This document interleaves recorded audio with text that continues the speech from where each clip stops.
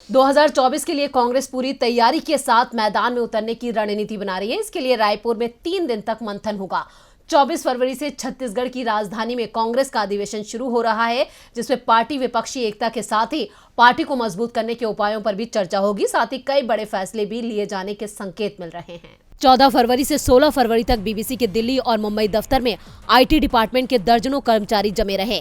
हर computer को खंगाला गया, हर file के पन्ने पलटे गए, लेकिन मिला क्या, ये अभी तक साफ नहीं हो पाया है। इस छापे, जिसे आयकर विभाग ने सर्वे कहा है, उस पर बीबीसी की ओर से बयान सामने आया है, जिसमें छापेमारी के दौरान आयकर विभाग के अधिकारियों की कार्यप्रणाली पर सवाल खड़े किए गए हैं। बीबीसी की ओर से दावा किया गया है कि दिल्ली मुंबई दफ्तर में सर्वे के लिए पहुंचे आईटी अधिकारियों का रवैया बेहद खराब था। बीबीसी की ओर से कहा गया, बीबीसी पत्रकारों को कई घंटों तक काम करने की इजाजत नहीं दी गई। आयकर विभाग के कर्मचारियों और पुलिस कर्मियों ने भी कई पत्रकारों के साथ बदसलूकी की। पत्रकारों के कंप्यूटर की तलाशी ली गई, उनके फोन इंटरसेप्ट किए गए और उनसे उनके काम करने के तरीकों के बारे में जानकारी ली गई। दिल्ली कार्यालय में काम करने वाले पत्रकारों को इस सर्वे के बारे में कुछ भी लिखने से रोक दिया गया। मीडिया कंपनी की ओर से कहा गया है कि जब वरिष्ठ संपादकों ने लगातार अधिकारियों से काम की इजाजत देने की गुजारिश की, तो हिंदी और अंग्रेजी के पत्रकारों को छोड़कर बाकी को काम करने की परमिशन दी गई। इन दोनों भाषाओं के पत्रकारों को अनुमति तब दी गई जब टेलीकास्ट का समय शुरू होने वाला था।